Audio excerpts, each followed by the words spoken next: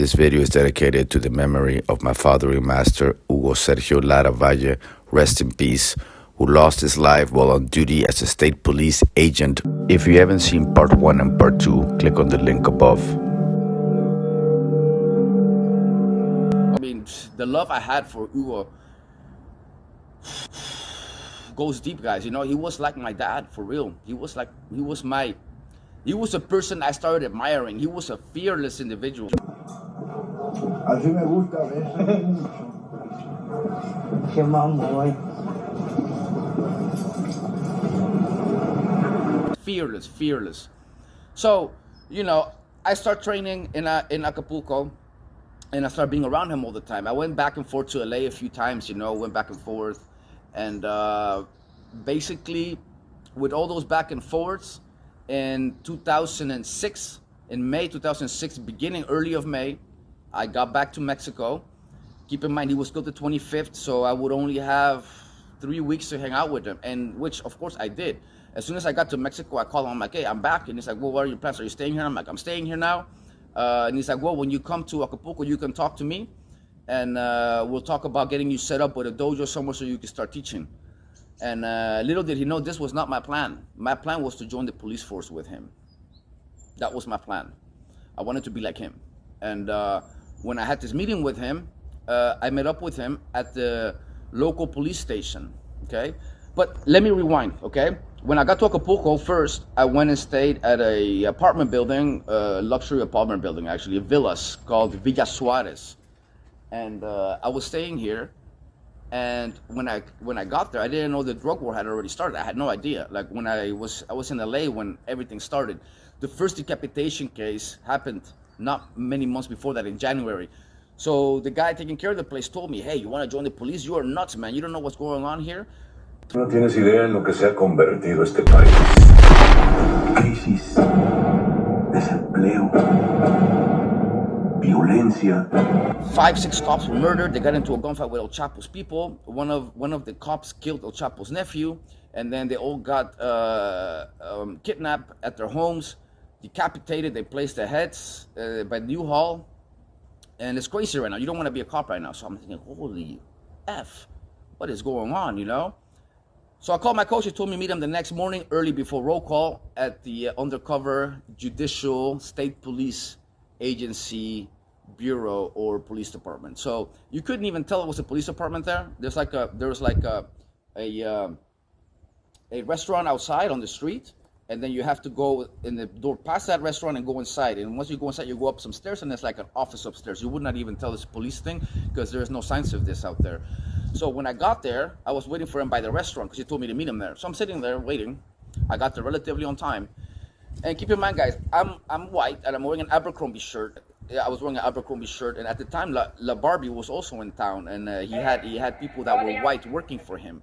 So as I'm sitting out there, I see some few patrol cars roll up. Not undercover cars, not patrol cars, not marked cars, but undercover cars. These guys get out with their guns on the side, some in their belt, some Mexican carrying, some in their pocket. They get out, but I noticed that they were paranoid by my presence. I was the only one sitting there outside on these chairs and staring, just standing there against the wall, staring, looking at them. They were thinking, who the hell is this guy? They went upstairs. I look at the time and I noticed, you know what? It's already like 8:20, 8:30. Coach is still not there. So I'm thinking, maybe I missed him. Maybe he's inside. So I get up and I go inside the police department.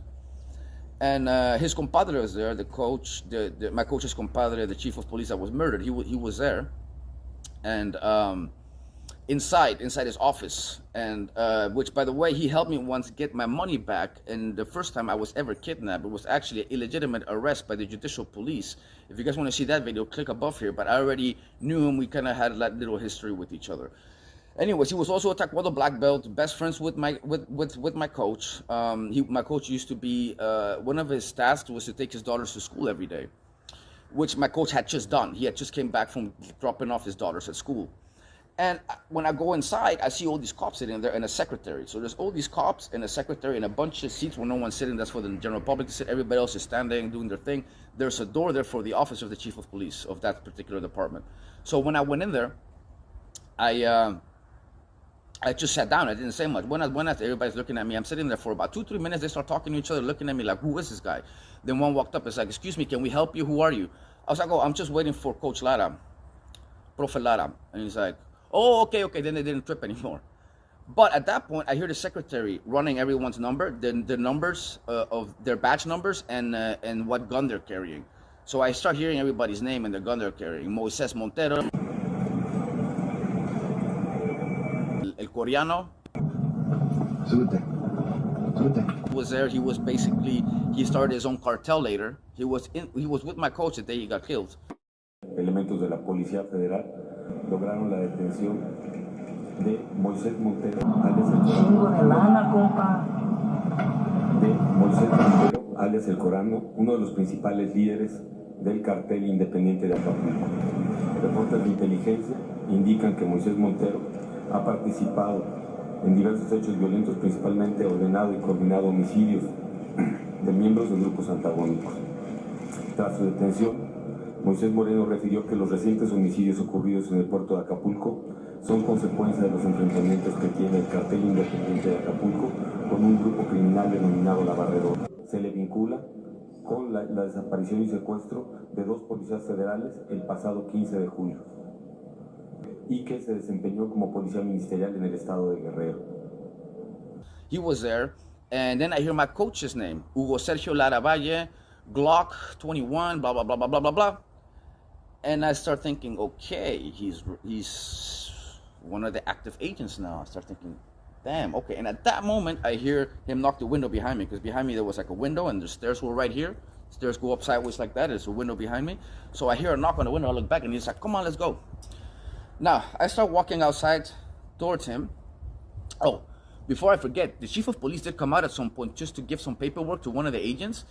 And the look in his eyes, guys, I could feel the fear, adrenaline, death just coming out of him. I don't know. It was this intense feeling I felt. The whole department had been threatened, guys. Keep that in mind. They were all under threat.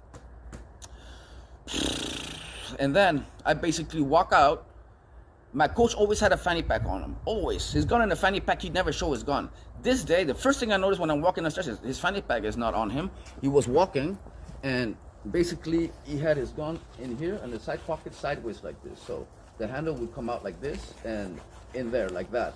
So as I'm walking behind him, I see the Glock sticking out the back of his pants. And I'm thinking, damn. Shit just got real. That's just got real. What surprised me the most, guys, was how chill and happy he was about it. You would think he was happy and chill. He was happier than I'd ever seen him before. Así me gusta, eso mucho. Qué mamoy.